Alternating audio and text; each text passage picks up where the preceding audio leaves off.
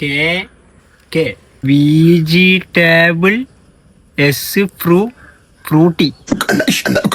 എടാ കുറച്ച് സാധനത്തിന് ലിസ്റ്റ് ഇട്ടേ വരുന്നേരം വായേ. ആ 1 കിലോ തായോ. 1 കിലോ തക്കാളി. എനക്കറിയാം, മൊത്തം വായിക്കട്ടെ. അടുത്തെന്നാ 100 വേണ്ട. ഇഞ്ഞാടാ യഥാർത്ഥ സുഹൃത്ത്.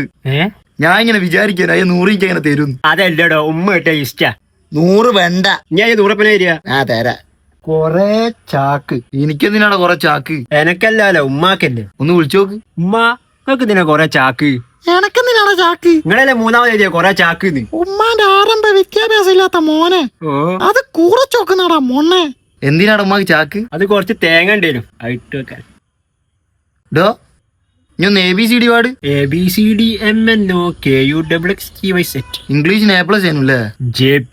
അതേതാ ഗ്രേഡ്? Just pass. പാസ്സാക്കി. വെറുതെ അല്ലല്ലേ ഞാൻ വോയിസ് ഇടാൻ പറയുന്നത്. അതിന്റെ വോയിസ് കേക്കണ്ടിക്കടാ ചങ്കേ. അല്ലാണ്ട് വായിക്കാൻ അറിയിട്ടല്ല. എനക്ക് വായിക്കാനില്ല അറിയാം. കുറച്ച് കാലം കഴിഞ്ഞ് എന്റെ മക്കൾ ഉപ്പ ഇത് വായിച്ചിരുന്നു ചോദിച്ചു വരുന്ന ഇറങ്ങിയെന്നാടാ വായിച്ചു കൊടുക്കുക. എനക്ക് എഴുതാൻ വായിക്കാനില്ല അറിയടോ. ദിവസം കഴിയുന്നതോറും ഇതൊരു വലിയ കുറവ് തന്നെയാ. ഞാൻ താക്കാനാ വലുതായും പോയി എല്ലാരും കളിയാക്കുക പൊട്ടൊന്നും പറ. എഴുതാനും വായിക്കാനും അറിയാലോ, അങ്ങനെ തന്നെയാടോ. ഇപ്പം വിചാരിക്കുന്ന ആദ്യം എല്ലാം പഠിച്ചാ മതിയിരുന്നു. അതായത് എനിക്കിപ്പം പഠിക്കാലോ. ഏടുന്ന്? അതിനിടെ മായനുനേഷ് സാറ്. അതാരേനു? നീ ഫസ്റ്റ് ലേണിംഗ് ക്ലിനിക്കിനെ പറ്റി കേട്ടിക്കില്ല?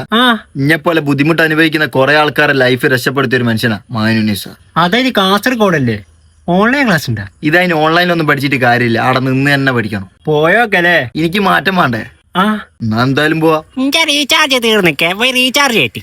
ഒരാഴ്ച അയക്കാനുള്ളൂ പൈസ ഇട്ടിട്ട്, അപ്പോഴത്തേക്ക് 1 മാസമായി. Hey bro, what's up? Long time no hear from you.